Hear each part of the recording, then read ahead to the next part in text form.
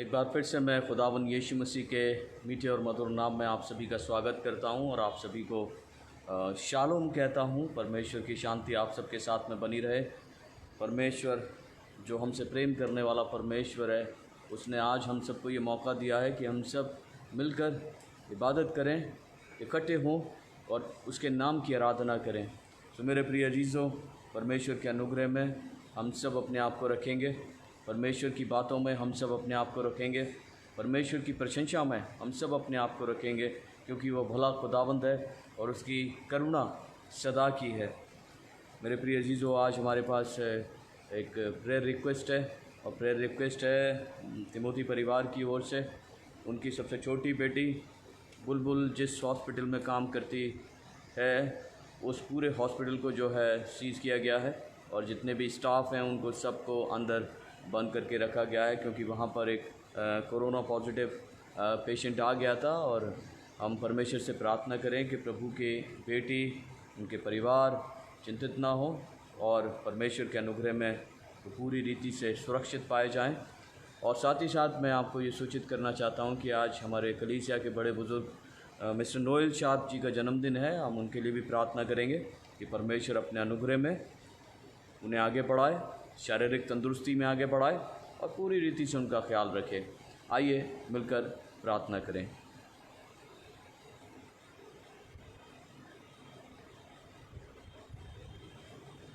धन्यवाद के साथ पिता परमेश्वर, एक बार फिर से इस संध्या के समय में प्रभु हम तेरे सामने उपस्थित हुए हैं।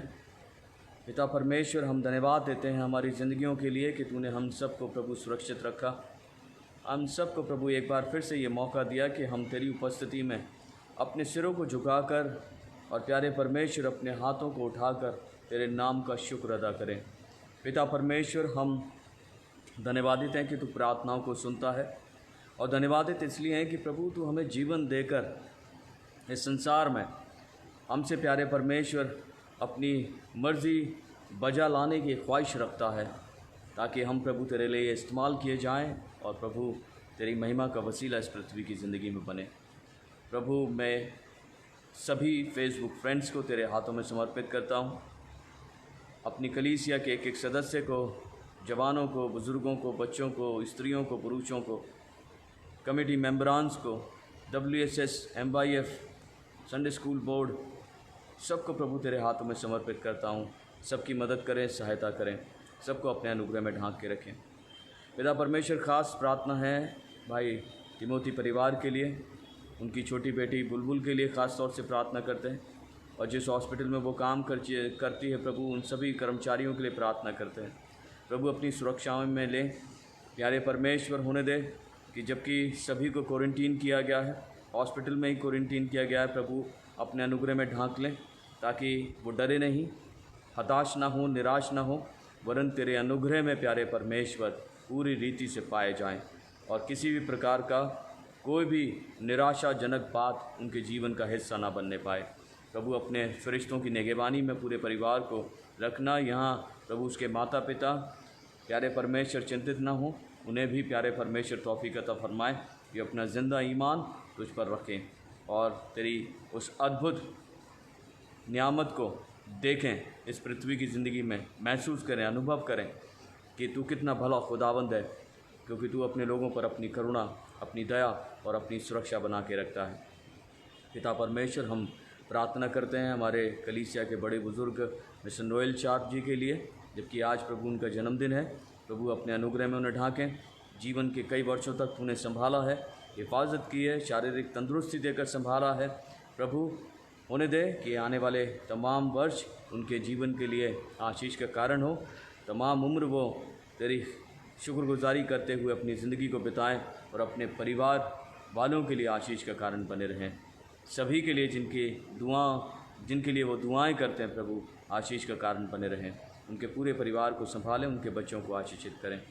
मांगते हैं इस प्रार्थना को अपने उद्धारकर्ता, जीवन देने वाले प्रभु खुदावन यीशु मसीह के नाम से, आमीन। मेरे प्रिय अजीज़ों, आइए हम लोग मिलकर परमेश्वर की स्तुति प्रशंसा करें और गीत गाते हैं।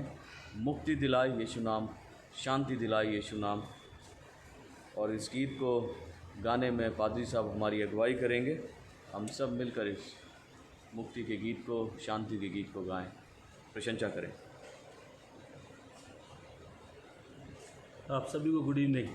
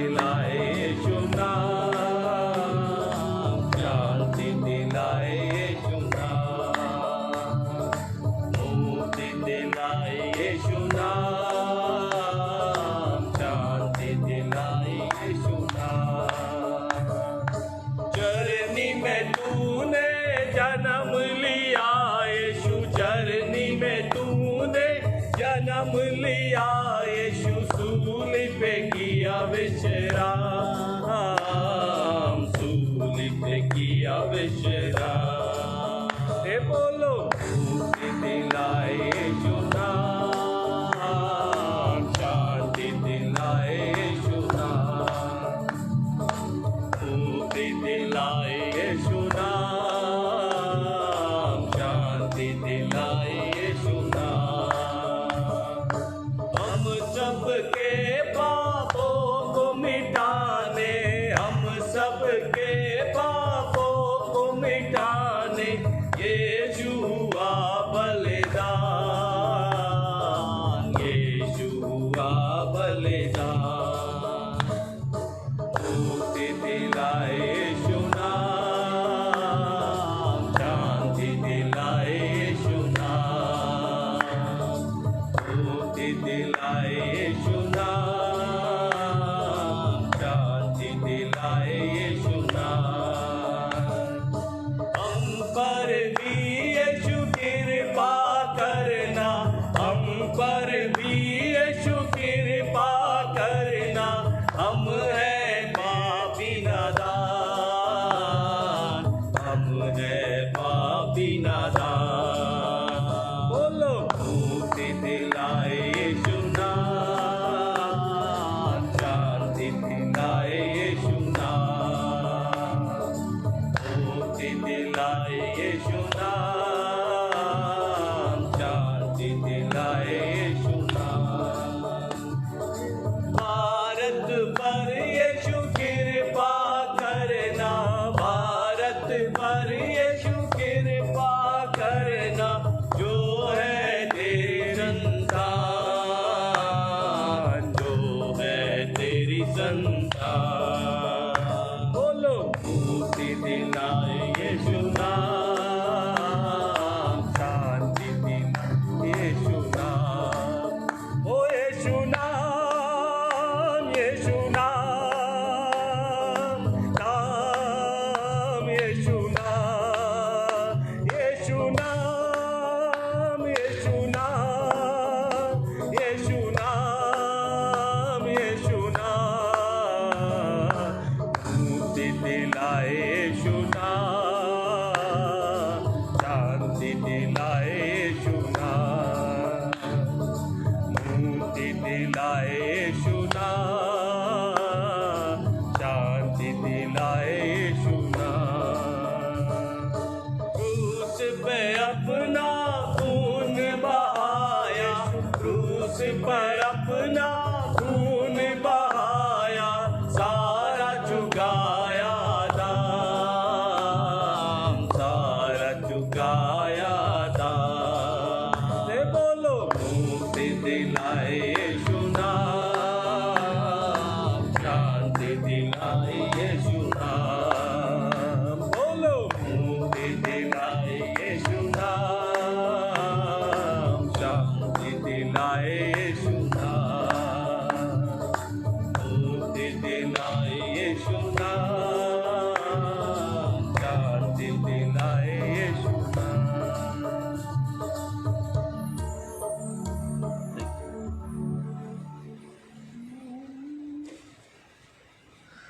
मुक्ति दिलाए यीशु नाम, शांति दिलाए यीशु नाम।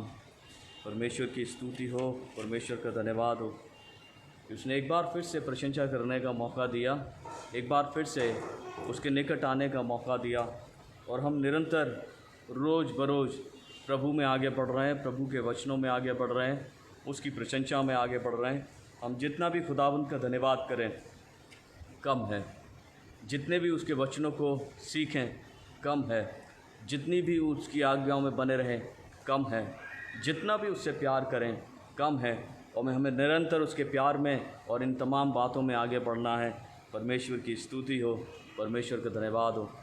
मैं एक बार फिर से आप सभी का स्वागत करता हूं और प्रभु यीशु मसीह के नाम में आपको सलाम कहता हूं और हाथ जोड़ के आपका अभिनंदन करता हूं। परमेश्वर आपके साथ बना रहे, आपको आशीषित करे, परिवार सहित आपकी सुरक्षाएं करे और इस भय के माहौल से सबको बचाए और अपने अनुग्रह में ढांके।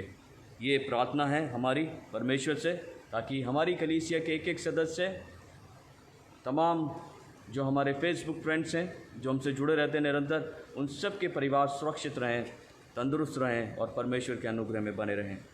मेरे प्रिय अजीज़ों, हम लोग अपने परमेश्वर को मनन कर रहे हैं, परमेश्वर को सीख रहे हैं, परमेश्वर को जान रहे हैं। और जैसा कि हम सीखते आ रहे हैं पीछे से, और हमने सीखा भी कि हमारा परमेश्वर, अगर हम मनन करें तो कौन है हमारा परमेश्वर, कैसे इसको हम व्यक्त कर सकते हैं, कैसे हम इसको जान सकते हैं। पवित्र शास्त्र हमको बहुत भली भांति हमारे परमेश्वर के बारे में बताता है। मेरे प्रिय अजीज़ों, आइए आज हम एक स्टेप और आगे बढ़ते हैं अपने परमेश्वर को जानने के लिए। और हमने कल के दिन जब जाना परमेश्वर को, तो हमने कल के दिन देखा कि हमारा परमेश्वर जो है हमारा पिता है। और ये टाइटल जो है परमेश्वर को जब हम देते हैं तो ये व्यक्त करता है कि हमारा उसका संबंध कितना निकटता का है। हम और उसके क्लोज आ जाते हैं, क्योंकि हमने बहुत सारी बातों को उसमें मनन किया कि वो पिता है हमारा और पिता की तरह हमसे प्यार करता है, पिता की तरह हमसे व्यवहार करता है। और हमने तमाम बातों को जाना। पिता क्या करता है? अपने बच्चों से प्यार करता है। हमने अपने व्यक्तिगत जीवन को भी देखा और अपने परमेश्वर के साथ रिलेशनशिप को भी देखा। हमारा परमेश्वर उसी तरह से, जिस तरह से हम अपने बच्चों को प्यार करते हैं, उसी तरह से वो हमें प्यार करता है। जिस तरह से हम अपने बच्चों को रिवॉर्ड देते हैं, वही हमारा परमेश्वर पिता हमको रिवॉर्ड देता है। वैसे ही ठीक उसी तरीके से जिस तरह से हम अपने बच्चों की चिंता करते हैं, ठीक उसी तरह से हमारा परमेश्वर भी हमारी चिंता करता है। जिस तरह से हम अपने बच्चों को मुआफ़ी देते हैं, ठीक उसी तरीके से हमारा पिता परमेश्वर भी हमको मुआफ़ी देता है। जिस तरीके से हम अपने बच्चों के निवेदनों को स्वीकारते हैं और सुनते हैं और उत्तर देते हैं, ठीक उसी तरीके से परमेश्वर रैंडमली भी, जैसे भी हम प्रार्थना करते हैं, रैंडम उत्तर देता है ना। और हमने इस बात को बहुत अच्छे से सीखा।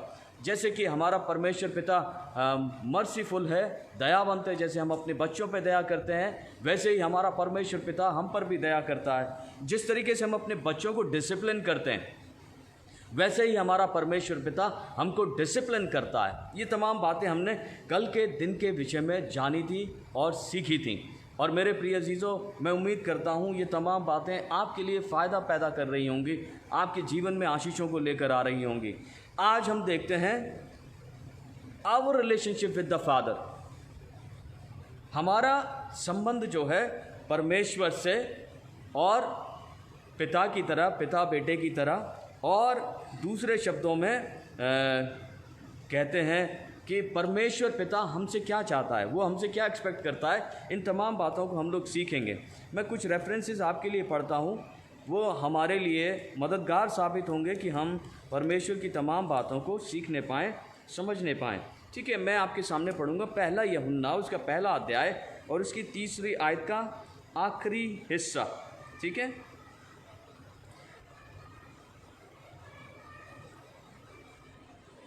हमारी यह सहभागिता पिता के साथ और उसके पुत्र यीशु मसीह के साथ है। हमारा रिलेशनशिप, हमारा ये सहभागिता, बिल्कुल बाइबल हमको डिक्लेयर कर रही है, हमारी ये सहभागिता जो फेलोशिप हम करते हैं वो पिता के साथ भी है। और वही सहभागिता जो है हम अपने उद्धारकर्ता खुदावन यीशु मसीह के साथ में रखते हैं, जो एक पिता पुत्र या एक पिता पुत्री के संबंध को, रिश्ते को इस पृथ्वी की ज़िंदगी में दर्शाता है, दूसरे लोगों के लिए दर्शाता है। जब हम उसे अब्बा कहकर पुकारते हैं, जब हम उसे पिता कहकर पुकारते हैं, तो लोग समझते हैं कि परमेश्वर से इनका संबंध जो है पिता पुत्र का और पिता पुत्री का संबंध है। एक रेफरेंस और पढ़ते हैं, गलशियंस की किताब, गलतियों की किताब और उसके 4 अध्याय को और उसकी 6वीं आयत को हम लोग पढ़ते हैं। तुम जो पुत्र हो, देखिए परमेश्वर क्या कह रहा है, परमेश्वर अपने दास के माध्यम से कह रहा है, तुम जो पुत्र हो, इसलिए परमेश्वर ने अपने पुत्र के आत्मा को, तुम जो पुत्र हो इसलिए परमेश्वर ने अपने पुत्र के आत्मा को, जो हे अब्बा, हे पिता कहकर पुकारता है, हमारे हृदयों में भेजा है। इस बात के लिए एक परमेश्वर की स्तुति तो बनती है, somebody से हालेलुया, है ना, कि परमेश्वर स्पष्ट कर रहा है अपने दास के माध्यम से कि तुम जो पुत्र हो, मैं इंक्लूसिव करता हूँ इसको और इंक्लूसिव करता हूँ, तुम जो पुत्र और पुत्रियाँ हो, परमेश्वर ने अपने पुत्र के आत्मा को, अर्थात यीशु मसीह के आत्मा को, जो हे अब्बा या हे पिता कहकर पुकारता है, हमारे हृदयों में यानी हमारे मनों में उसने भेजा है, ताकि हम उस आत्मा के ज़रिए अपना संबंध अपने पिता परमेश्वर से स्थापित कर सके, है ना। एक पुत्री का संबंध, एक पुत्र का संबंध अपने परमेश्वर से स्थापित कर सके, किसके ज़रिए? उस आत्मा के ज़रिए जो प्रभु यीशु मसीह की आत्मा है और जो हमारे मनों में वास करता है, हमारे मनों में वास करता है। उस आत्मा के ज़रिए हम अपने परमेश्वर को पिता कहकर पुकार सकें। अभी रोमियो में चलते हैं, रोमियो 8वें अध्याय में और उसकी 15वीं आयत में, रोमियो 8वां अध्याय और उसकी 15वीं आयत देखिए, यहाँ पर बिल्कुल स्पष्ट लिखा है, क्योंकि तुमको दासत्व की आत्मा नहीं मिली कि फिर भयभीत हो, परंतु लेपालकपन की आत्मा मिली है, जिससे हम हे अब्बा, हे पिता कहकर पुकारते हैं। लेपालक की आत्मा मिली है, लेपालक है परमेश्वर हमको पुत्र और पुत्रियां बनाता है और हमारे अंदर वो लेपालकपन का आत्मा परमेश्वर ने डाला है। अभी हमने गलशियंस में देखा कि परमेश्वर ने अपने पुत्र का आत्मा हमारे अंदर डाला है, हमारे अंदर भेजा है, ताकि उस आत्मा के ज़रिए हम अपने परमेश्वर को हे अब्बा यानी हे पिता कहकर पुकारते हैं। और यहाँ पर भी रोमियो में ये स्पष्ट लिखा है कि हमको लेपालकपन की आत्मा मिली है और जिससे हम अब्बा यानी हे पिता कहकर पुकारते हैं। जब भी हम अपने परमेश्वर को संबोधित करते हैं, जब भी हम अपने परमेश्वर को पुकारते हैं तो पिता कहकर पुकारते हैं। एक रेफरेंस और देखते हैं, पहला पतरस उसका पहला अध्याय और उसकी 17वीं आयत। पहला पतरस उसका पहला अध्याय और उसकी 17वीं आयत क्या कहती है, देखिए, और जबकि तुम हे पिता कहकर उससे प्रार्थना करते हो, जो बिना पक्षपात हर एक काम के अनुसार न्याय करता है, तो अपने परदेसी होने का समय भय से बिताओ। ठीक है, यहाँ पर ये रेफरेंस हमको ये इस बात की लिए याद दिलाता है कि हम इस संसार में जो है परदेसी हैं। और हम अक्सर एक गीत गाते हैं, सिय्योन देश हमारा है देश, रहते हैं हम परदेश, जाएंगे हम अपने देश। मतलब हम इस देश में या यूं कहें इस संसार में परदेशी होकर रहते हैं, जहाँ पर भी जिस भी व्यक्ति को परमेश्वर ने रखा है, जिस भी स्थान पर रखा है, और ख़ास तौर से बिलीविंग कम्युनिटी को जिस भी स्थान पर रखा है, वो इस पृथ्वी पर जो है परदेसी के समान जीवन बिताते हैं। और हमको अपने पिता के पास जाना है, क्योंकि इसमें लिखा हुआ है कि जब तुम हे पिता कहकर उससे प्रार्थना करते हो, जो बिना पक्षपात, मतलब किसी का पक्षपात नहीं करता है ना, वो सुनता है, हर एक किसी की सुनता है, और हम उससे हे पिता कहकर प्रार्थना करते हैं, तो हम रिमाइंड कराते हैं अपने आप को, रिमाइंड कर, क्योंकि हमारे बच्चे जो हैं हमारे पास में, हम उन्हें देखना चाहते हैं। एम आई राइट? हर एक पिता माता की ये इच्छा होती है कि उनके बच्चे जो हैं उसके पास में बने रहें, उनके साथ में रहें। हर एक माता पिता की इच्छा होती है ना। और एक्सपेक्ट करते हैं, हमेशा पेरेंट्स एक्सपेक्ट करते हैं कि उनके बच्चे साथ में रहें, खुशी में रहें, खुर्रमी में रहें, आनंद में रहें, है ना। और हमारा परमेश्वर पिता भी हमको यही रिमाइंड कराता है कि तुम इस संसार में जो है परदेसी हो और कुछ वक्त के लिए हो और तुम्हें मेरे पास ही वापस लौटना है। और ये हमारा पिता कहना इस बात को और निश्चित करता है कि हम इस संसार में परदेसी हैं, क्योंकि हमें अपने पिता के पास में वापस लौटना है ना। जब समय पूरा होगा तब हम अपने पिता के पास वापस लौटेंगे। ये बाइबल हमको शिक्षा देती है, बाइबल हमें सिखाती है कि हमारा परमेश्वर जो है हमारा पिता है।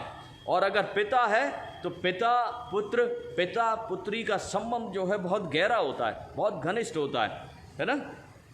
लेकिन पिता होने के नाते परमेश्वर की कुछ एक्सपेक्टेशंस हैं अपने बच्चों से।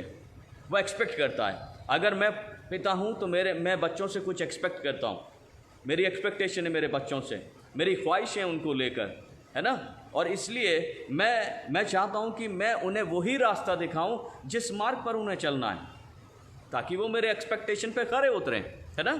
और हमारा परमेश्वर भी ऐसे ही रिएक्ट करता है, जैसे हम रिएक्ट करते हैं वैसे ही हमारा परमेश्वर भी ख्वाहिशें रखता है अपने बच्चों के लिए, अपनी बेटियों के लिए ख्वाहिशें रखता है, अपने बेटों के लिए ख्वाहिशें रखता है। और वो ख्वाहिशें क्या है? परमेश्वर क्या चाहता है, अपने बच्चों से क्या चाहता है, मुझसे क्या चाहता है, आपसे क्या चाहता है, जो हम परमेश्वर के बच्चे कहे जाते हैं। परमेश्वर क्या एक्सपेक्ट करता है? पहली चीज़ परमेश्वर एक्सपेक्ट करता है कि परमेश्वर के बच्चे उसकी आराधना करें। परमेश्वर के बच्चे उसकी आराधना करें, ये उसका एक्सपेक्टेशन है, ठीक है। ये उसका एक्सपेक्टेशन है, परमेश्वर का एक्सपेक्टेशन है। वो चाहता है कि उसके जितने भी विश्वासी बच्चे हैं वो उसकी आराधना करें, है ना, ऑनर करें उसे। सीधी सी बात, ऑनर करें, परमेश्वर को सम्मान दें, ऑनर करें। हम अपने बच्चों से एक्सपेक्ट करते हैं बच्चे हमारा सम्मान करें, ऑनर दें, है ना। अभी अगर आप देखेंगे यूहन्ना की इंजील में चलते हैं, अगर वर्शिप की बात आई है, वो एक्सपेक्ट करता है वर्शिप।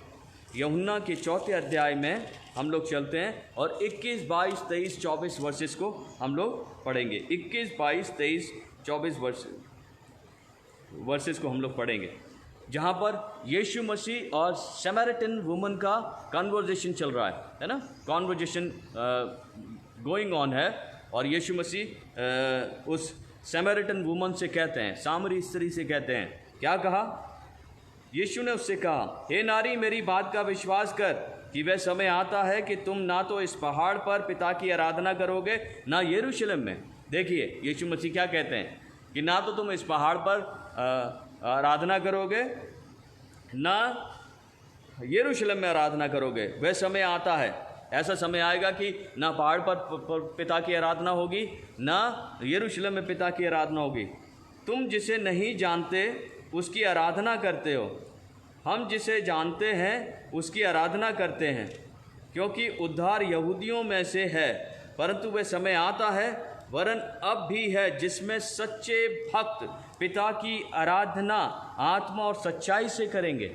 वो समय आता है जब पिता एक्सपेक्ट करता है बच्चों से, जो उसके भक्त हैं, है ना, जो उसे ऑनर करते हैं, कि आत्मा और सच्चाई से आराधना करेंगे, क्योंकि पिता अपने लिए ऐसे ही आराधकों को ढूंढता है। देखिए यीशु मसीह, पिता अपने लिए ऐसे ही आराधकों को ढूंढता है जो उसकी आराधना करें। कैसे आराधना करें? आत्मा और सच्चाई के साथ उसकी आराधना करें। तो पिता की एक्सपेक्टेशन क्या है? पिता किन लोगों को ढूंढता है? अपने बच्चों में ऐसे बच्चों को ढूंढता है कि वो आराधना सच्चाई के साथ करें और आत्मा के साथ करें, ठीक है। क्योंकि परमेश्वर आत्मा है और अवश्य कि उसकी आराधना करने वाले आत्मा और सच्चाई से आराधना करें। रिमेंबर, ये 24वें वर्ष को याद रखें बिल्कुल हमेशा, कि परमेश्वर आत्मा है और ज़रूर है कि उसके परस्तार या उसकी आराधना करने वाले, उसकी परस्तिश करने वाले आत्मा और सच्चाई से उसकी परस्तिश करें, ठीक है। मेरे पास कुछ है जो मैं आपको कहना चाहता हूँ आराधना के संबंध में। और ये आराधना के संबंध में देखिए बहुत सारी चीज़ें हैं, हम बहुत सारी चीज़ें सीख सकते हैं, लेकिन पर्टिकुलर इस पॉइंट को मैं बिल्कुल इलेबोरेट करना चाहता हूँ, समझाना चाहता हूँ सबसे पहली बात, जब हम आराधना करते हैं परमेश्वर की, we need some preparation. We need preparation of body, we need preparation of our soul, we need preparation for our spirit, है जो परमेश्वर की ओर से हमें मिला हुआ है. हमारा शरीर तैयार होना चाहिए, हमारा प्राण तैयार होना चाहिए, हमारा आत्मा तैयार होना चाहिए, है ना. ये तीन चीज़ों से मिलकर हम बने हैं. परमेश्वर ने हमें इन तीन चीज़ों से मिलकर तैयार किया है. अगर शरीर तैयार नहीं है, आत्मा तैयार है, तो शरीर का कोई जो है इन्वॉल्वमेंट नहीं होगा आराधना में. शरीर ऐसे ही डल रहेगा आराधना में, और आत्मा जो है तैयार है, और शरीर और प्राण जो है तैयार नहीं है, क्योंकि दोनों इंटरकनेक्टेड हैं. प्राण और शरीर दोनों इंटरकनेक्टेड हैं. अगर शरीर रिएक्ट करेगा तो प्राण के वसीले से रिएक्ट करेगा. मेरे प्रिय अजीज़ों, तो तीनों चीज़ें मिलकर तैयार होनी चाहिए. जितनी भी प्रिपरेशन है, परमेश्वर से जब हम मुलाकात करने के लिए आते हैं, जैसे कि अभी शाम के वक्त में भी मुलाकात करने के लिए आते हैं, तो जैसे मैं अपने आप को तैयार करता हूँ, मैं ये एक्सपेक्ट करता हूँ कि मेरे जितने भी व्यूअर्स हैं, जितने भी लिसनर्स हैं, जितने भी देखने वाले हैं, जितने भी सुनने वाले हैं, और जितने भी परमेश्वर के आराधक हैं, मेरी भी एक्सपेक्टेशन रहती है कि वो संपूर्ण रीति से अपने आप को तैयार करके आए. बॉडी को, प्राण को, है ना, अपने आत्मा को तैयार करके आराधना में बैठें, क्योंकि परमेश्वर भी एक्सपेक्ट करता है इन तीनों चीज़ों को, कि उनका शरीर भी तैयार हो, उस शरीर का भी इन्वॉल्वमेंट होना चाहिए, प्राण का भी इन्वॉल्वमेंट होना चाहिए, और आत्मा का भी इन्वॉल्वमेंट होना चाहिए. तो प्रिपरेशन बहुत इम्पॉर्टेंट है. मैं एक एग्जाम्पल हमेशा देता हूँ, क्वीन एस्तर का एग्जाम्पल देता हूँ. क्वीन एस्तर ने, देखिए, अभी हम थोड़ी देर के लिए, अभी तो पिता कहकर हम संबोधित करते हैं, लेकिन मैं एक और पॉइंट यहाँ पर डालना चाहता हूँ. यीशु मसीह जो है हमारा राजा है, उसकी अपनी एक पोजीशन है, और हम जब उससे मुलाकात करने के लिए आते हैं तो पूरी प्रिपरेशन के साथ में मुलाकात करने के लिए आए. और क्वीन एस्तर ने इसको बहुत भली भांति समझाया है. अभी देखिए, अगर आप 4th चैप्टर में जाएंगे और उसकी अंतिम वर्ष को पढ़ेंगे, तो वहाँ पर आपको मिलेगा एस्तर ने 3 दिन तक फास्टिंग की है. 3 दिन तक फास्टिंग की है ना.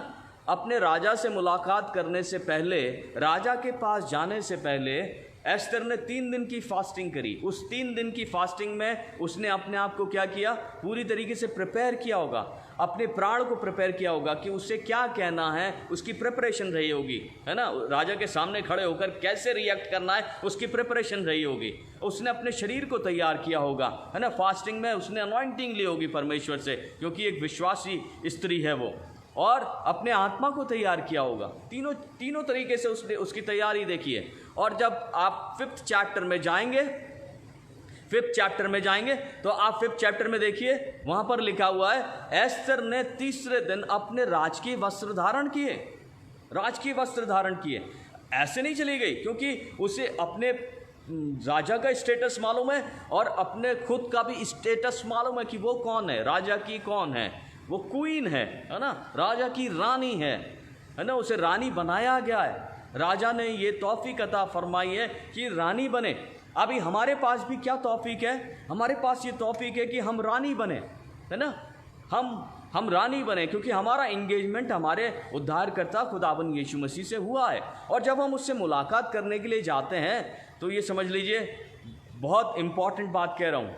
सबसे पहले तो बॉडी, सोल एंड स्पिरिट तैयार होना चाहिए. प्रिपरेशन इंपॉर्टेंट है. वर्शिप में जाने से पहले, आराधना करने से पहले प्रिपरेशन इंपॉर्टेंट है. दूसरी बात, प्रिपरेशन में मॉडेस्टी बहुत इंपॉर्टेंट है. मॉडेस्टी अगर नहीं है, क्योंकि एस्तर को अपना स्टेटस मालूम है, और उसने राज के वस्त्र धारण किए हैं, क्वीन की तरह तैयार होके गई है ना. जो क्वीन के वस्त्र हैं, जो रानी के वस्त्र हैं, ऑर्डिनरी वस्त्रों में नहीं गई है. वो शायद अपने महल में ऑर्डिनरी वस्त्रों में रहती होगी, लेकिन जब राजा के सामने खड़ी हुई है, तो उसने राजकीय वस्त्र धारण किए हैं. ठीक है. और वेट किया है. देखिए, अभी डायरेक्टली उसके काउंसिल में नहीं गई है. मैं बस वर्शिप को सिखाने की कोशिश कर रहा हूँ मेरे प्रिय अजीजों. वो डायरेक्टली उसकी काउंसिल में नहीं गई है. वो बाहर आंगन में खड़े होकर उसका वेट कर रही है. हम लोग क्या करते हैं, हम लोग जब परमेश्वर की इस निकटता में जाते हैं तो सबसे पहले याद रखें कि हमारा परमेश्वर कौन है और हमारा उसका संबंध क्या है। तो समझ लीजिए कि जब हम उसकी आराधना करने के लिए जाते हैं, पर्टिकुलरली आराधना की बात कर रहा हूँ मैं, आराधना करने के लिए जाते हैं तो आराधना में सबसे इम्पॉर्टेंट है तैयारी, फिर उससे ज़्यादा इम्पॉर्टेंट मॉडेस्टी है ना, क्योंकि कई बार हम मॉडेस्टी पे ध्यान नहीं देते। मॉडेस्टी बहुत इंपॉर्टेंट है। मॉडेस्टी मीन्स वस्त्र इंपॉर्टेंट है ना। अपने वस्त्र चेक करें कि क्या ये वस्त्र जो है जो मैं पहनकर जा रहा हूँ या जा रही हूँ, ये मॉडेस्टी को दर्शाते हैं या नहीं दर्शाते हैं, है ना। कभी कभी हम रियलाइज़ नहीं करते, लेकिन हमसे गलतियाँ होती हैं, लेकिन हमें सीखने की ज़रूरत है मेरे प्रिय अजीज़ों। और वर्शिप में ये प्रिपरेशन बहुत इंपॉर्टेंट है। और साथ ही साथ एस्तर ने आंगन में खड़े होकर वेट किया, वेट अपॉन द लॉर्ड, है ना, परमेश्वर का वेट करें। और जब उसका आत्मा गाइड करे तब जाके अपनी बात जो है उस काउंसिल में जाएं। क्योंकि जब कुरिन्थियंस को पढ़ते हैं तो कुरिन्थियंस में लिखा हुआ है कि जब हम प्रभु की संगति करते हैं तो उस संगति में हमारा आत्मा परमेश्वर के आत्मा से चिपक जाता है ना। जब हम प्रभु के समीप जाते हैं तो हमारी कंडीशन ऐसी होनी चाहिए वर्शिप में कि हमारा आत्मा परमेश्वर के आत्मा से चिपक जाए, तो ना। ऐसा नहीं कि हम यहीं पर इस पृथ्वी पर बैठे रहें और परमेश्वर के आत्मा से हमारा आत्मा कनेक्ट ना हो, क्योंकि जब तक कनेक्शन नहीं बंधेगा तब तक वर्शिप नहीं होगी ढंग से, है ना। परमेश्वर ट्रू वर्शिपर को ढूंढता है, और ट्रू वर्शिपर का क्या है, ट्रू वर्शिपर हमेशा अपनी तैयारी में जाते हैं, अपनी मॉडेस्टी में जाते हैं। और दूसरी बात कि वो परमेश्वर का इंतज़ार करते हैं, ठीक है।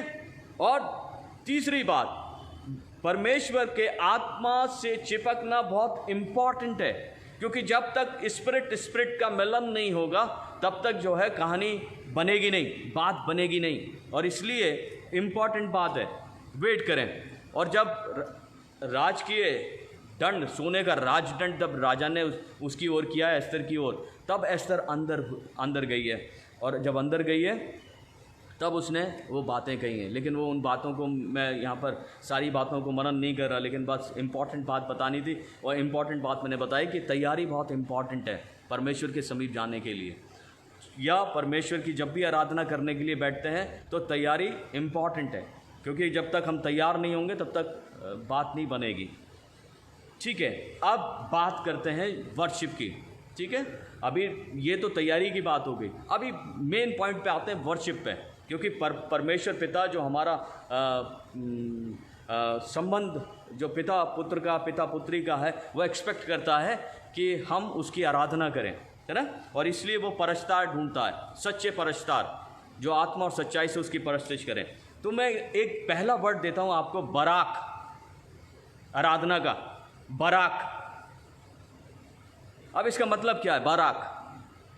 ये हिब्रू वर्ड है बराक। बराक का मतलब होता है to kneel, to bless God, to bow down. ये है बराक, to kneel, to bless God, to bow down. जब हम वर्शिप में जाते हैं, परमेश्वर के पास में निकट जाते हैं, तो बराक इज वेरी वेरी इंपॉर्टेंट। बराक, kneeling is very very important. और देखिए, चर्च का सेटअप तो बेंचेस का सेटअप हो गया, लोग आराम से बैठते हैं, आराम से वचन सुनते हैं। सिर्फ एक ही पॉइंट ऐसा आता है जब होली कम्युनियन का पॉइंट होता है, जहाँ पर वो नील डाउन होते हैं। नील डाउन, महीने में एक बार नील डाउन होते हैं। बहुत कम वर्शिपर ऐसे होते हैं जो नील डाउन करके, जनरली वर्शिप ख़त्म हो जाती है तो वो सेपरेटली नील डाउन करके, या वर्शिप शुरू होने से पहले जल्दी आते हैं, नील डाउन करके आराधना करते हैं, है ना। आराधना, नील डाउन होके परमेश्वर के वेदी के निकट नील डाउन होके अपनी प्रार्थनाओं को कहते हैं। तो बराक इज़ वेरी वेरी इंपॉर्टेंट। जब हम परमेश्वर के सामने जाते हैं तो उसके सामने झुकें, क्योंकि उसके सामने हम ज़ीरो हैं, zero. We are nothing before God, we do not have any status before God. है ना। हमारा स्टेटस परमेश्वर के सामने कोई मायने नहीं रखता। We are zero before God, है ना, क्योंकि हाईएस्ट वो है, मोस्ट हाई है, फादर है, फादर के साथ साथ वो मोस्ट हाई गॉड है। फादर है, फादर के साथ साथ वो होली गॉड है। फादर है, फादर के साथ साथ वो राइचियस गॉड है। फादर है, फादर के साथ साथ वो यहोवा गॉड है। फादर है, फादर के साथ साथ वो इटर्नल गॉड है। और इसीलिए इन तमाम बातों को ध्यान में रखते हुए बराक is very very important, kneeling down is very very important, bow down is very very important before God, है ना, जो हमारी शून्यता को उसके सामने दर्शाता है। तो पहला शब्द है बाराक। जब हम वर्शिप करते हैं तो बाराक याद रखना। मैं आपको 6-7 टर्म दूंगा, और ये टर्मिनोलॉजी आप याद रखिएगा, आपके काम आएगी, वर्शिप में काम आएगी, है ना, क्योंकि हम यूज़ करते हैं। और मैं एक रेफरेंस पढ़ना चाहता हूँ भजन संहिता से। भजन संहिता 72 चैप्टर और उसके 12वें पद से मैं पढ़ना चाहता हूँ। भजन संहिता 72 12 पद से देखिए, when we kneel down before God, when we bow down before God, वो क्या करता है? देखिए 12वें पद में लिखा है। इनफैक्ट 11वें पद से पढ़ते हैं। सब राजा उसको दंडवत करेंगे। दंडवत मतलब नीलिंग डाउन बिफोर गॉड। राजा का भी कोई स्टेटस नहीं है उन परमेश्वर के आगे, पिता के आगे कोई स्टेटस नहीं है, ठीक है। जाति जाति के लोग उसके अधीन हो जाएंगे। अधीन हो जाना इज बाउ डाउन बिफोर गॉड, है ना, बाउ डाउन बिफोर गॉड, जाति जाति के लोग, क्योंकि वे दुहाई देने वाले दरिद्र का और दुखी और असहाय मनुष्य का उद्धार करेगा। नीलिंग बिफोर गॉड, बाउ down before God brings salvation. Say hallelujah. Brings salvation, brings forgiveness from God, brings grace from God, brings blessings from God. Kneeling down and bow down before God brings forgiveness, grace, mercy and love from God. Say hallelujah. है ना? वह कंगाल और दरिद्र पर तरस खाएगा और दरिद्रों के प्राणों को बचाएगा। वह उनके प्राणों को अंधेर और उपद्रव से छुड़ा लेगा और उनका लहू उसकी दृष्टि में अनमोल ठहरेगा। वह जीवित रहेगा और चेवा के सोने में से उसको दिया जाएगा। लोग उसके लिए नित्य प्रार्थना करेंगे और दिन भर उसको धन्य कहते रहेंगे, है ना। Kneeling down is very very important मेरे प्रिय अजीजों, क्योंकि ये जब हम झुकते हैं परमेश्वर के आगे,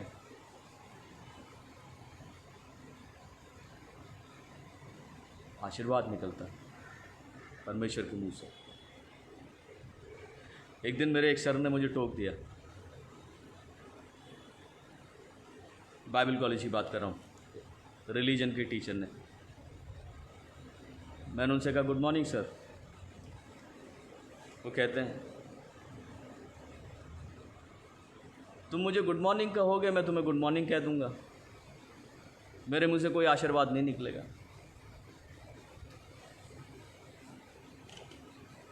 बड़े बुजुर्गों को देखा है, हाथ जोड़कर जब छोटे नमस्कार करते हैं, नमस्कार सर, नमस्कार बेटा, खुश रहो। गुड मॉर्निंग कहने के बाद कोई खुश रहो नहीं बोलता।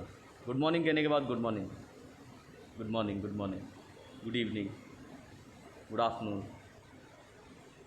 उन्होंने मुझे टोक दिया और करेक्ट किया, बेटा नमस्कार किया करो, हाथ जोड़कर नमस्कार करो, तो मेरे मुंह से तुम्हारे लिए आशीष के शब्द निकले, है ना। और मैं कहता हूँ कि अपने परमेश्वर के सामने हाथ जोड़कर, सर झुकाकर उसे नमस्कार करो। नमस्कार means kneeling down before God, worship Him, then He will give you grace.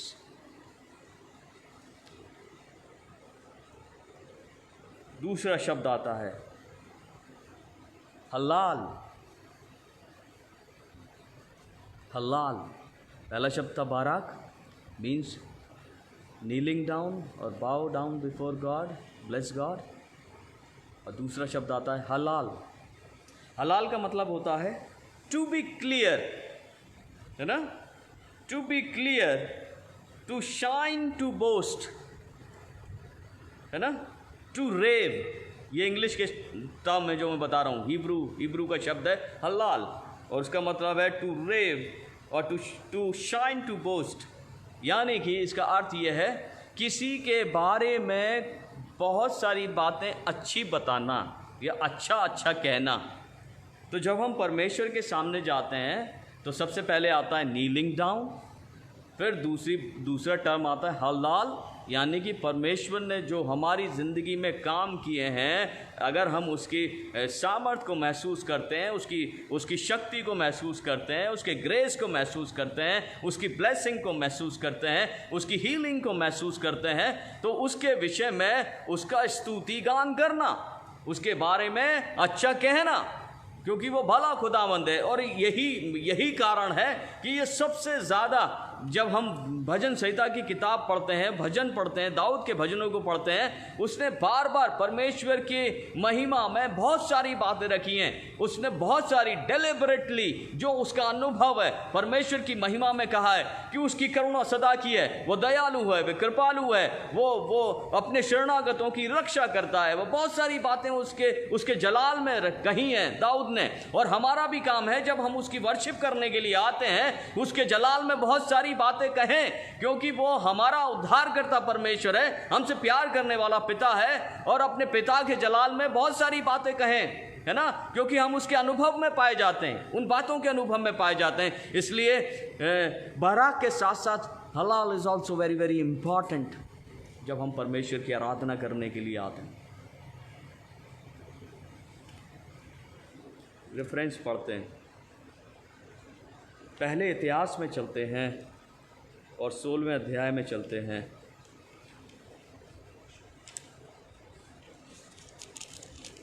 और उसके चौथे पद को मैं आपके सामने पढ़ूंगा, ठीक है।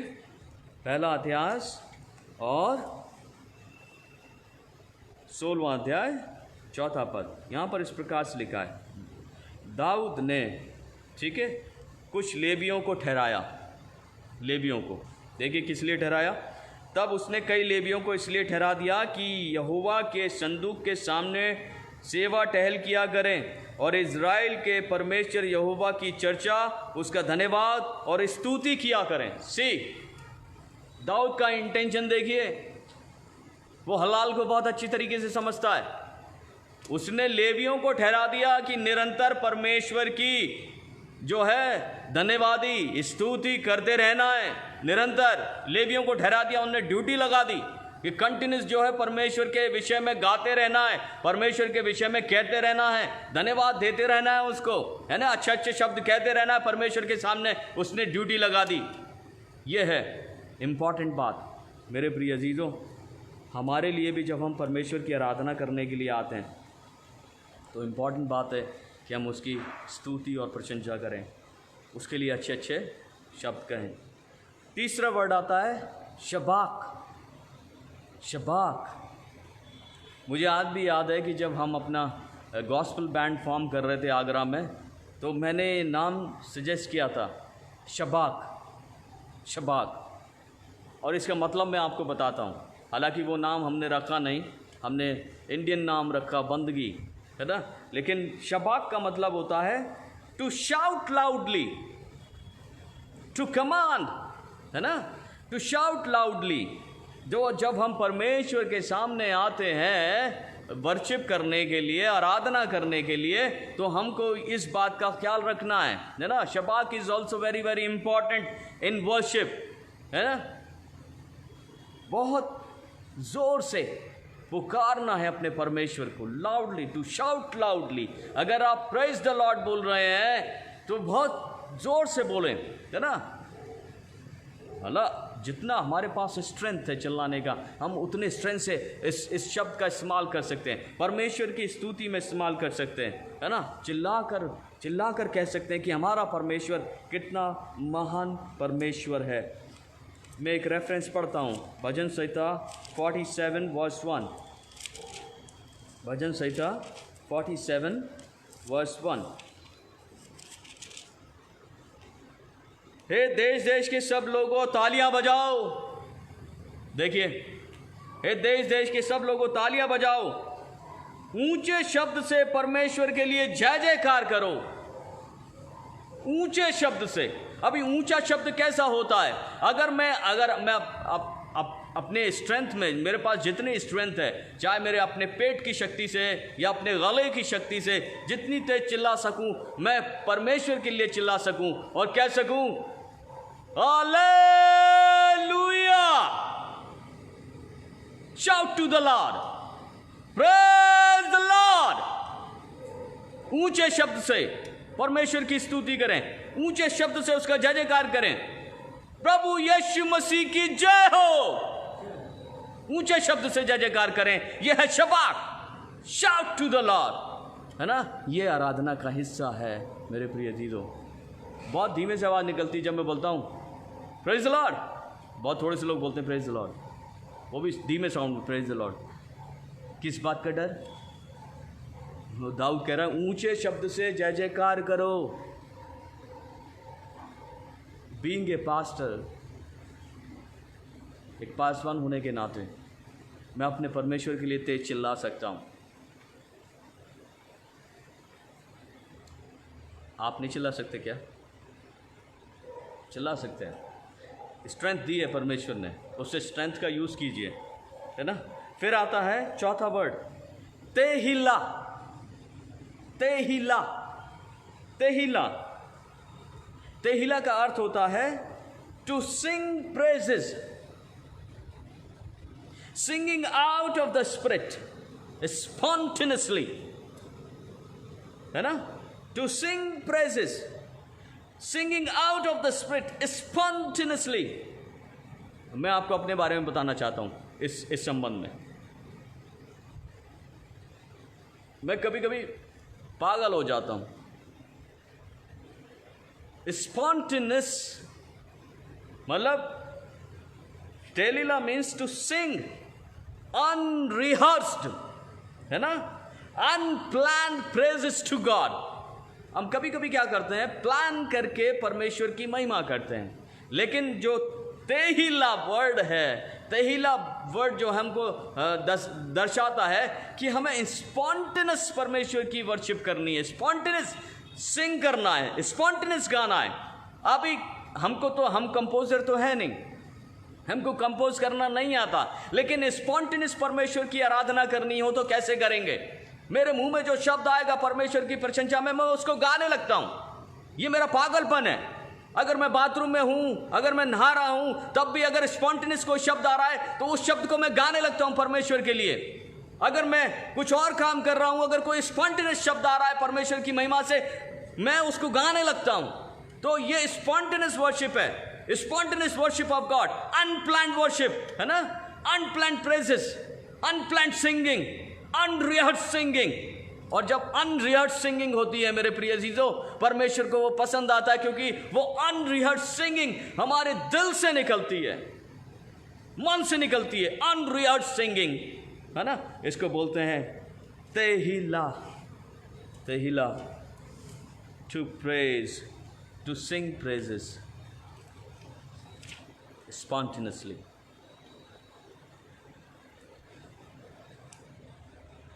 पांचवा वर्ड आता है वर्शिप में, टौदा, TOWDAH, टौदा। हिब्रू वर्ड हैं सारे वर्ड।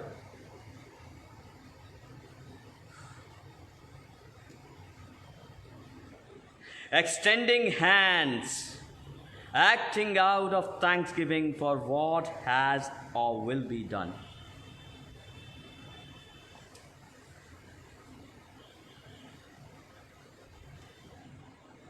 हाथ उठा के कभी महिमा करिए परमेश्वर की। सी पॉस्चर देखिए, ये पॉस्चर, मैं पीछे जा रहा हूं आपके, ये पॉस्चर देखिए।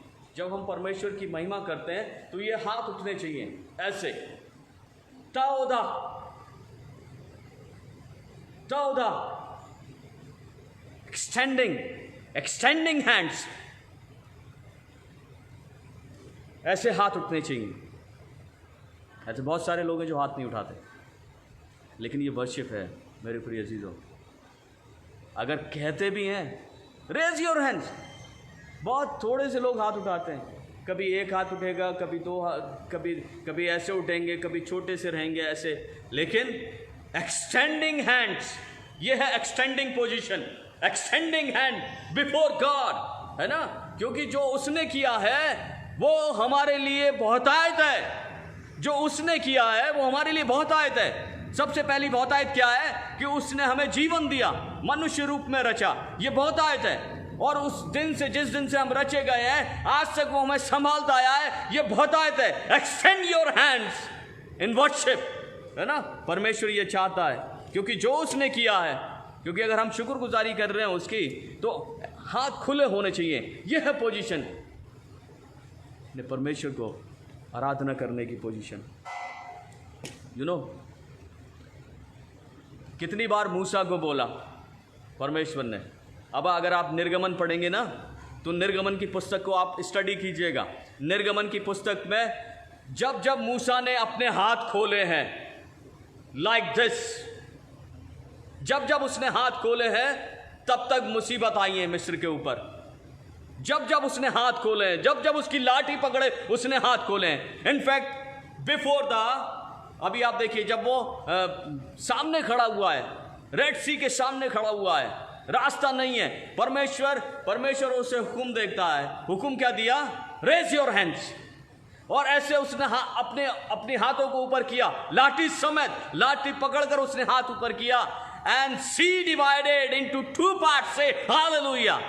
क्योंकि जब ये हाथ उठते हैं तब जो है मिरेकल्स ऊपर से नीचे उतरते हैं, है ना। तब परमेश्वर जो है अपनी सामर्थ उतारता है। और उसी क्षण, ऐसा लिखा है बाइबल में, परमेश्वर ने पुरवाई चलाई और समुद्र 2 भागों में विभाजित हो गया। Red sea divided into 2 parts and Israelite went through the sea. चले गए वो उस रास्ते में जो रास्ता परमेश्वर ने बनाया। लेकिन बना कैसे? See the position of hands. तो tawda is very very important when we come before God, है ना। Number 1 kneeling down before God। Number 2 है आपके हलाल, है ना। अच्छी अच्छी बातें परमेश्वर के लिए बोलना। टू रेव, शबाक, shout loudly before God in praises, tali, tehila, sing praises, unprepared singing, unplanned singing, है ना। जो परमेश्वर शब्द दे वो करें, है ना। फिर 5वां हमने हो गया। अब 6ठी बात देखते हैं, यदा। YADAH, यदा। इसमें भी देखिए, अब इसमें एक शब्द जुड़ा हुआ है। ये भी यदा का अर्थ होता है एक्सटेंडिंग दी हैंड्स वाइगरसली, है ना। वाइगरसली ये शब्द जुड़ा हुआ है, एक्सटेंडिंग हैंड्स वाइगरसली। अभी ताउदा में क्या था? Extending hands, acting out of thanksgiving for what has और विल बी डन। और यदा में extending the hands vigorously. Vigorously means, vigorously मतलब होता है जोश के साथ में। जोश के साथ में मेरे प्रिय अजीजों, ना हल्के से नहीं, ढीले से नहीं, खेदित मन से नहीं, जोश के साथ में। कितना जोश भरा है हमारी आत्मा में परमेश्वर के लिए, जोश के साथ में ऐसे हाथ खुले होने चाहिए, है ना। एक्सटेंड दी हैंड्स वाइगरसली, जोश के साथ में, as a complete surrender before God, as a complete surrender, है ना। पहला था हमने अपने परमेश्वर को थैंक्स कहने के लिए for what he has done and what will be done by God for us. और दूसरा जो यदा है, extending the hands vigorously as a complete surrender before God. यह है वर्शिप, जोश के साथ में।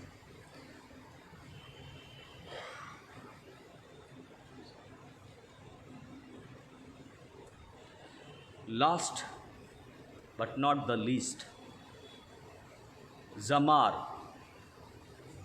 आखिरी वर्ड हिब्रू का ज़मार, इसका अर्थ है ये टू टच द स्ट्रिंग्स। दाऊद के लिए तो ठीक है, टू टच द स्ट्रिंग्स, 10 तार वाले बाजे बजाता था वो, टच द स्ट्रिंग्स। ना जाने कितने इंस्ट्रूमेंट उसने ईजाद किए, डेविड ने न जाने कितने इंस्ट्रूमेंट ईजाद किए।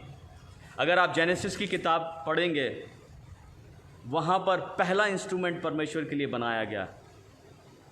मेरे प्रिय अजीजों,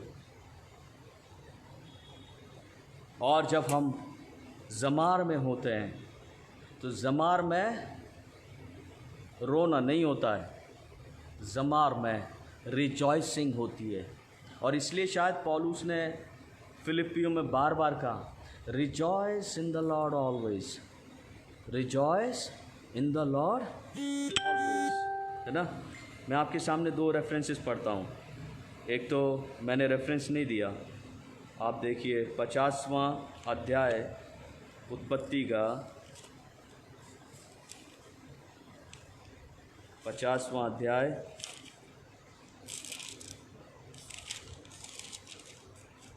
और उसकी 23वीं आयत।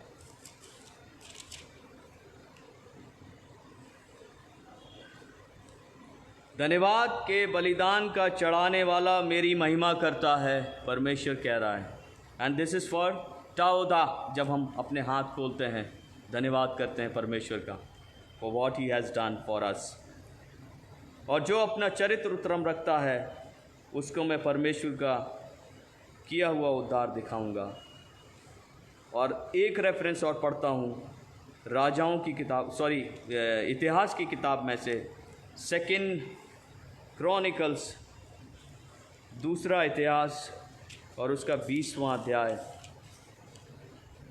और उसका 21वां पद, जो यदा को डिनोट करता है। 21वां पद,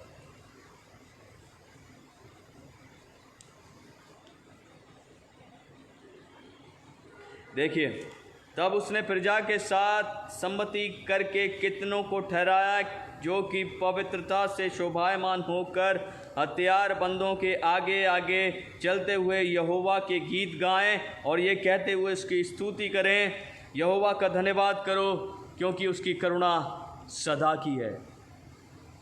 दाऊद ने ठहरा दिया, मतलब गवैयों को ठहरा दिया। हथियारबंद की टुकड़ी के आगे भी वो क्या कर रहे हैं? परमेश्वर की महिमा कर रहे हैं। देखिए, उसके दिमाग में सिर्फ परमेश्वर की महिमा के अलावा, उसकी आराधना के अलावा कुछ नहीं है।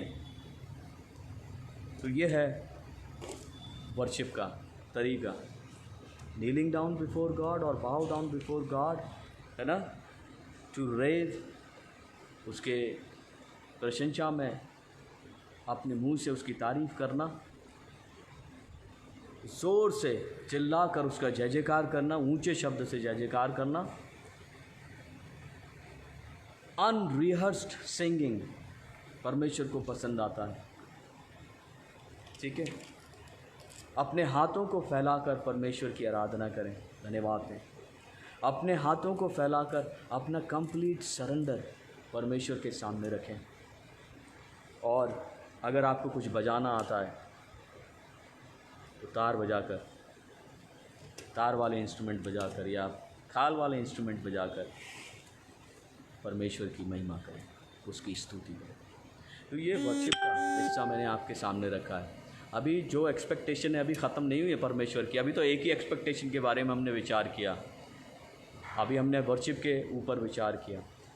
जो हमारा पिता है, पिता होने के नाते उसकी कुछ ख्वाहिशें हैं, उसकी कुछ इच्छाएं हैं, और उसकी इच्छा सबसे पहली ये रहती है कि वो अपने बच्चों से ये एक्सपेक्ट करता है कि उसके बच्चे उसकी आराधना करें, सच्चाई के साथ, आत्मा के साथ उसकी आराधना करें, है ना।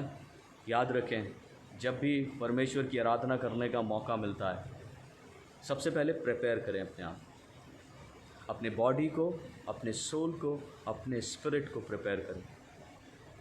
प्रिपेयर करने के बाद फिर जब परमेश्वर के सामने आते हैं, वेट करें परमेश्वर का। वेट करने के बाद नील डाउन हो जाएं, उसके सामने झुक जाएं, because we are nothing before God, we do not have any status before God. God is supreme authority, God is supreme authority just because of his holiness, just because he is most high, just because he is righteous God, just because he is pious God, just because he is Yahweh, just because he is eternal God। मेरे प्रिय अजीज़ों, और जब हम झुककर उसे दंडवत करते हैं तो प्रशंसा के शब्द कहें, मर्मरिंग नहीं। मर्मरिंग का तो मैंने जिक्र ही नहीं किया। जनरली मर्मरिंग लोग ज़्यादा करते हैं, अरे परमेश्वर कहाँ पटक दिया, क्या कर दिया हमारी ज़िंदगी के साथ, क्या करेंगे, कहाँ जाएंगे, मर्मरिंग चलती रहती है। मैं आपको एक बात कहना चाहता हूँ, जितने भी जंगल में थे 40 साल तक, जितने भी इजरायली थे और जितनों ने मर्मरिंग करी, they did not enter into the promised land, they did not. जितने भी मर्मरिंग करने वाले थे, परमेश्वर ने उनको जंगल में ही मार दिया। They did not enter into the promised land. तो मर्मरिंग नहीं, रिजॉइसिंग के साथ में, सरेंडर के साथ में, है ना, अपने हाथों को एक्सटेंड करते हुए परमेश्वर की आराधना करें, क्योंकि वो एक्सपेक्ट करता है, सच्चे आराधक एक्सपेक्ट करता है मेरे प्रिय अजीज़ों। तो इसलिए सच्चे आराधक बनकर जब भी उसके संगति में आने का मौका मिले, पूरी प्रिपरेशन के साथ में आए, तैयारी के साथ में आए, और जो वर्शिप की बातें हमने आज सीखी हैं उस पर ध्यान दें, क्योंकि ये बहुत इम्पॉर्टेंट है। ये इम्पॉर्टेंट बातें हैं जो हमने दाऊद की ज़िंदगी में देखी, और उसने बहुत अच्छे से इन तमाम बातों को रखा है। तो मैं उम्मीद करता हूँ कि आप ये टर्मिनोलॉजी याद रखेंगे। मैं एक बार फिर से आपके लिए दोहरा देता हूँ इन तमाम 7 टर्मिनोलॉजी को। बाराक, to kneel down before God, हलाल, टू बी क्लियर और टू रेव, है ना। शबाक, टू शाउट लाउडली। तेहिला, to sing praises, unrehearsed singing, in other words, and Tauda, extending hands, acting out of thanksgiving for what has, or extending hands, Yada, extending hands vigorously as a complete surrender before God. Zamar, to touch the strings, to make music with instruments, mostly rejoicing. ये आज की terminology जो मैंने आपके सामने रखी worship की, उम्मीद करता हूँ आप हमेशा याद रखेंगे, और उम्मीद करता हूँ आपने नोट डाउन किया होगा। ये आपके लिए बेनिफिशियल है, हमारे लिए बेनिफिशियल है, और हम अपने परमेश्वर की महिमा इसी रीति से करें। परमेश्वर आप सबको आशीष दें। God bless you all. आइए प्रार्थना करते हैं। Thank you Jesus, thank you Lord. We bow down before God. Lord, we are very thankful for your words you just now delivered to us. Thank you, Lord, for everything. Thank you for your guidance. Thank you for the Spirit which leadeth us every day, every hour, every second of our lives. पिता, मैं धन्यवाद देता हूँ कि तूने हम सबको ये मौका दिया। धन्यवाद देता हूँ तेरी आत्मा के लिए जो हमें सिखाती है, हमें लीड करती है, हर एक दिन में, हर एक पल में, हर एक घंटे में। प्रभु तेरा धन्यवाद। पिता, मैं अपने सभी व्यूअर्स को, लिसनर्स को तेरे हाथों में समर्पित करता हूँ, अपने फेसबुक फ्रेंड्स को तेरे हाथों में समर्पित करता हूँ।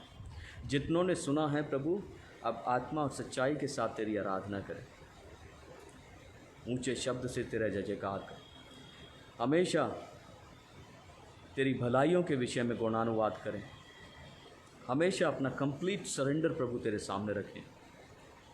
हमेशा प्यारे परमेश्वर, जो कुछ तूने किया है उसके विषय में प्रभु कहें। हमेशा जो भी मन में शब्द आते हैं उन शब्दों में प्रभु तेरी स्तुति करते रहें, गाते रहें। अगर बजाना आता है, साज बजाकर प्रभु हम तेरी महिमा करें। बस ऐसी तौफीक अता फरमाए प्रभु, so that we may praise you in truth and is in spirit. पिता, प्रार्थना सुनने के लिए धन्यवाद। मैं सब कुछ तेरे हाथों में समर्पित करता हूँ, अपनी कलीसिया को खास तौर से तेरे हाथों में समर्पित करता हूँ। मांगता हूँ इस प्रार्थना को तेरे प्रिय पुत्र, अपने उद्धार करता, जीवन देने वाले प्रभु खुदावन यीशु मसीह के नाम से, आमीन। Thank you my dear friends. मैं आप सभी को धन्यवाद देता हूँ कि आप रोज़ जुड़कर सीखते हैं। परमेश्वर आप सबके साथ बना रहे, और कल के दिन में हम फिर मुलाकात करेंगे और पूरी रीति से परमेश्वर की इच्छाओं के विषय में जानेंगे। तब तक के लिए प्रभु यीशु मसीह में आप सभी को जय मसीह की, और गॉड ब्लेस यू ऑल।